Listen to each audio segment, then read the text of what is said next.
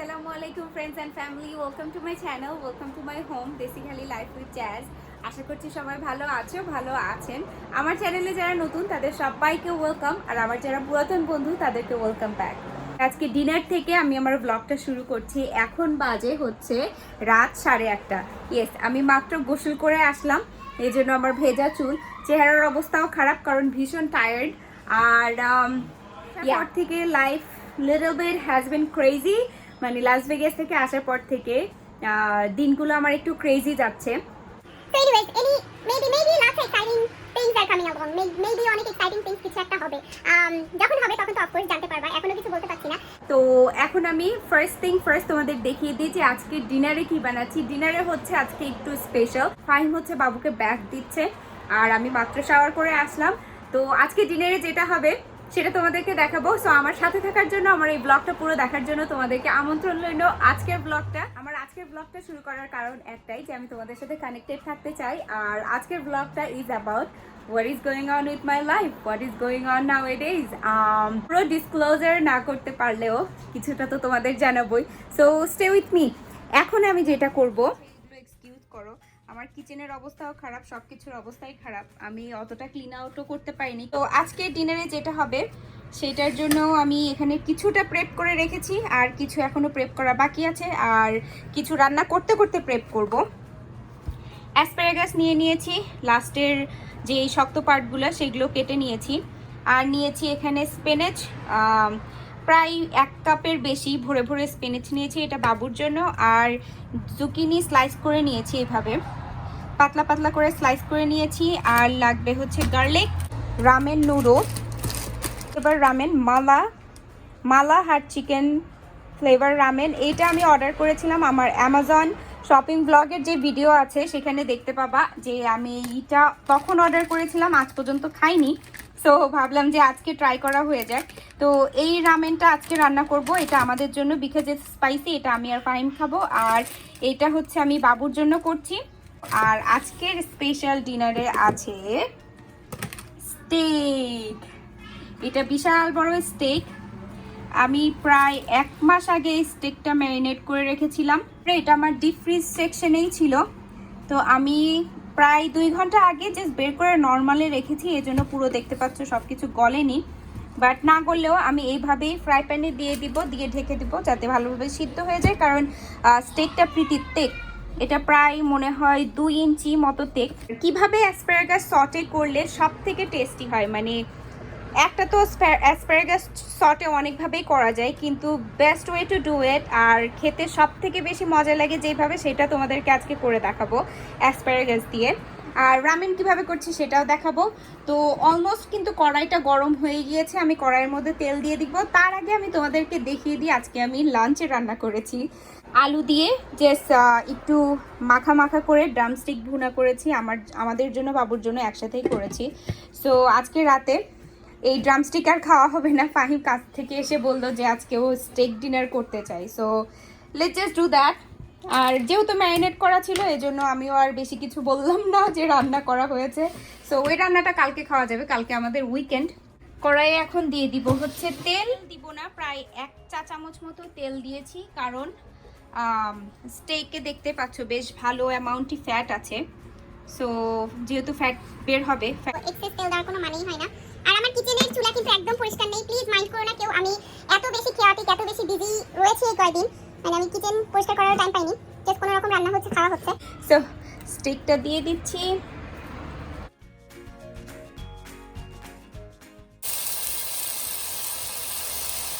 তো আজকে যেইভাবে আমি অ্যাকচুয়ালি স্টেকটা বানাচ্ছি, এটা অফকোর্স প্রপার ওয়েতে স্টেক বানানো না। তো যারা কুইক ফিক্স, মানে আমার মতো যারা কুইক রান্না করে বের হয়ে যেতে চাও, অথবা কুইক কোনো ডেলিশিয়াস ফুড খেতে চাও, তারা এইভাবে করতে পারো। জাস্ট ফ্রোজেন যেভাবে থাকে ম্যারিনেট করে ফ্রিজে রেখে দাও, যখন খেতে ইচ্ছে হলো বের করে ঢাকনা দিয়ে ঢেকে দাও, সিদ্ধ হয়ে গেল। বাট প্রপার ওয়েতে স্টেক বানানো তোমাদেরকে ইনশাল্লাহ একদিন আমি অফকোর্স দেখাবো। আজকে একদমই সময় নাই, এই জন্য দেখাচ্ছি না, বাট আজকে কুইক ফিক্স দেখাচ্ছি। তো যে আপুরা কুইক বাট ডেলিশিয়াস খাবার পছন্দ করো, তাদের জন্য আজকের রেসিপিটা, তাদের জন্য আজকের ওয়েতে করা। আর আরেকটা যেটা আমি তোমাদেরকে দেখাবো, রামেন রান্না যেটা দেখাবো, বাচ্চাদের জন্য যেটা খুব বেশি হেলদি না, but of course top ramen is not a healthy thing in the world, but top ramen নুডলসটাকে কিভাবে হেলদি ওয়েতে বাচ্চাদের জন্য রিপ্রেজেন্ট করা যায় সেটা আমি তোমাদেরকে দেখাচ্ছি। তো আমি এখানে চুলায় বাবুর জন্য পানি দিয়ে দিয়েছি, কারণ ওর অলরেডি ডিনারের টাইম হয়ে গিয়েছে বাবুর। এখন যেহেতু 8:30 বাজে, ওর গোসল শেষ। ওর জন্য ফার্স্ট থিং ফার্স্ট আমি নুডলসটা বানিয়ে নিব। নুডলস, টপ রামেন নুডলস কীভাবে হেলদি ওয়েতে আমি আমার বাচ্চার জন্য বানাই সেটা তোমাদেরকে দেখাবো। যে আপুরা কুইক বাচ্চাদেরকে খাওয়াতে চাও, যারা নিউট্রিশন নিয়ে একটু চিন্তায় থাকো আমার মতো, যে পুরো নিউট্রিশন পাবে কিনা, যারা শুধু রামেন নুডলস দিয়ে অথবা যে কোনো নুডলস দিয়ে শান্তি পাও না, যে না বাচ্চার পুরো ফুলফিলিং মিলটা হয়নি, তাদের জন্য এই রেসিপিটা কুইক, হেলদি অ্যান্ড বাচ্চাদের জন্য ভালো। সেই মাদের জন্য আজকের এই রেসিপিটা নিয়েছি। রামেন আমি খুব বেশি সিদ্ধ করে নিয়ে হালকা সিদ্ধ করে পানি ঝরাতে রেখে দিয়েছি।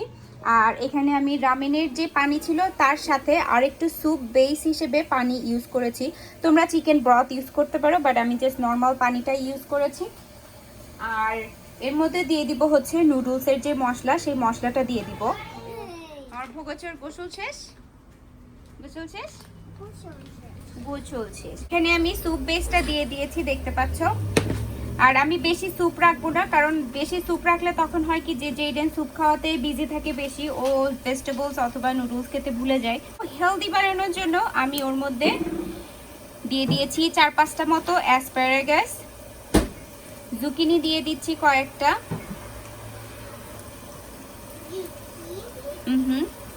বাচ্চাদের খাবার যত গ্রিন হবে তত ভালো। আর আমি 1 কাপের বেশি দিয়েছি শাক, পালং শাক, আমি লম্বা লম্বা করে কেটে দিয়েছি। আর চারপাশ থেকে যে সাউন্ড পাচ্ছ সেটা হচ্ছে আমার ভাঙা রেকর্ড, ও ভগর ভগর করেই যাচ্ছে, so sorry about those noises. এটাকে ঢেকে দিব সিদ্ধ হওয়ার জন্য ভালো মতো।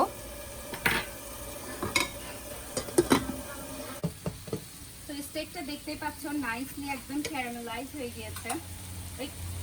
তো এটা বিশাল বড় একটা পিস ছিল, এটাকে মাঝখান থেকে 3 পিস করে নিয়েছি, কারণ রান্না করতে ইজি হয় আর কুক হয় তাড়াতাড়ি, ভালো মতো সিদ্ধ হয় বেসিক্যালি। তোমাদের প্রিফারেন্সের উপরে রাখবা। দেখতেই পাচ্ছ এটার থিকনেস কিন্তু প্রায় অনেকখানি, প্রায় 1 ইঞ্চি মতো থিকনেস এখনো রয়েছে রান্না কুক ডাউন হওয়ার পরেও। তো ফাহিম প্রিফার করে এটাকে একদম ছোট ছোট কিউব কিউব ভাবে, ও বেশি প্রিফার করে স্টেক সাইজের থেকে। তো আরেকটু যখন কুক হয়ে যাবে তখন আমি আরো ছোট ছোট করে ফেলবো, বাট তোমরা এরকম রেখেই খেতে পারো, যেহেতু ফাহিম সাহেব পছন্দ করে ছোট ছোট, তো ওয়ের গানা মেক ইট ছোট ছোট। তো এটা সিদ্ধ হতে হতেই আমি রামেনটা আবার এর মধ্যে দিয়ে দিব, কারণ আমি রামেনটাকে পুরোপুরি ফুল কুক করিনি, যেরকম তোমাদের বললাম না। তো আমি এর থেকে হাফ দিব, আর সবজির পরিমাণটা আমি বেশি রাখবো। যে গ্রিনসগুলো আছে সেগুলো যাতে ওর পেটের মধ্যে যায়, ও যাতে নুডলস আর স্যুপেই পেট না ভরে। বাবু এতটা রামেন খেতে পারে না, এই জন্য আমি হাফ মতো তুলে রাখছি। আর যেটুকু আছে সেটুকু আমি এখানে দিয়ে দিয়েছি, কারণ তোমরা তোমাদের বাচ্চার উপর ডিপেন্ড করে দিবা। কোনো বাচ্চা যদি 1 প্যাকেট নুডলসই পুরো খেতে পারে তাহলে তো আলহামদুলিল্লাহ। আমার বাচ্চা পুরোটা খেতে পারে না, এই জন্য আমি ট্রাই করছি ও যতটুকু খায় ততটুকুর মধ্যে সবজি দিয়ে স্যুপ দিয়ে সব কিছু একটা ব্যালেন্স রাখতে, যেন নুডলসই বেশি থাকে সবজি কম থাকে এরকম না করতে। তো ও যতটুকু খায় ততটুকু অনুযায়ী আমি নুডলস দিয়েছি, সবজি দিয়েছি, দিয়ে আমি এটাকে আবার ঢেকে দিচ্ছি। এই হচ্ছে হেলদি রামেন। হয়ে গিয়েছে। তোমরা ডিম অ্যাড করতে পারো, কিন্তু আমার পুচকো ডিম খেতে চায় না নুডলসের মধ্যে দিলে, এই জন্য আমি ডিম দিইনি। বাট আমি পাশে আমি চিকেনের যে তরকারিটা রান্না করেছি তার মধ্যে থেকে চিকেনের একটা লেগ আমি ওকে দিব। ও যদি সাইড থেকে খেলো, না খেলেও কোনো অসুবিধা নাই, ও যে ওর গ্রিনসগুলো পেলেই আমি সন্তুষ্ট। Look at this charred, burnt. আমি এইগুলোকে আরো ভাজা ভাজা করব। তো ভাজা ভাজা মানে তেল বাদে, এর যা তেল বেরোবে সেটা দিয়েই।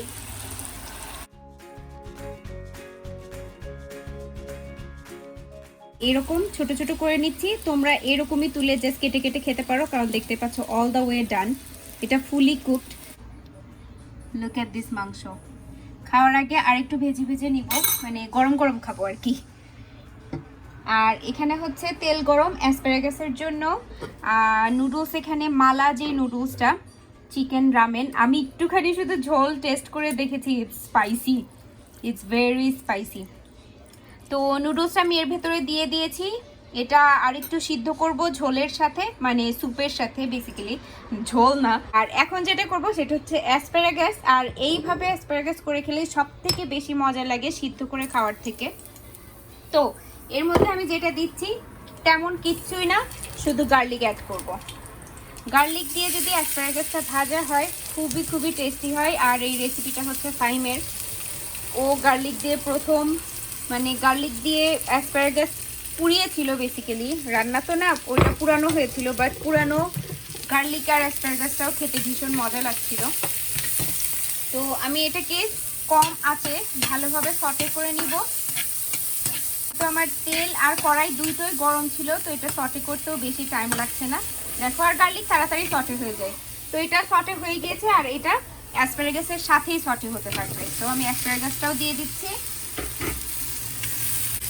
এরই মধ্যে তোমরা এটা আলাদাও করতে পারো, বাট আমি আলাদা করব না, আমি জুকিনিও এর মধ্যেই দিয়ে দিচ্ছি যাতে একবারে রান্না হয়ে যায়।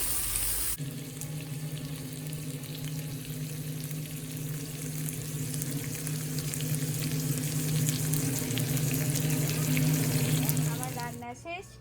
অ্যাসপারাগাস এটাকে আমি গার্লিক দিয়ে ভাজি করেছি, দেখতে ভীষণ ইয়ামি হয়েছে। Star of the show Fahim burnt এরকম ভাজা ভাজা পছন্দ করে, সো আমি ওইভাবেই করেছি।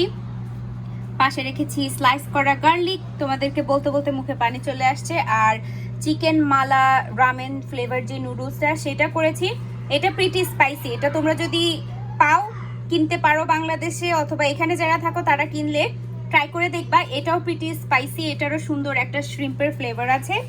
তো আজকে গার্লিকময় কোরিয়ানময় টাইপের খাবার, মানে ফিউশন বেসিক্যালি, এরকম আমি বেশিরভাগই করে থাকি। সো এটাই। আর মাইক্রোওয়েভে দিয়েছি হচ্ছে ভাত। রান্না আমার শেষ।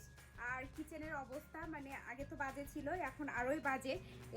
এই হচ্ছে ডিশেস, এতগুলা ডিশেস জমা হয়েছে রান্না করার পরে, কিন্তু ওইগুলো আমি এখন কিছুই ক্লিন করব না, কারণ কালকে আমার আছে হচ্ছে হাইসেট এক্সাম।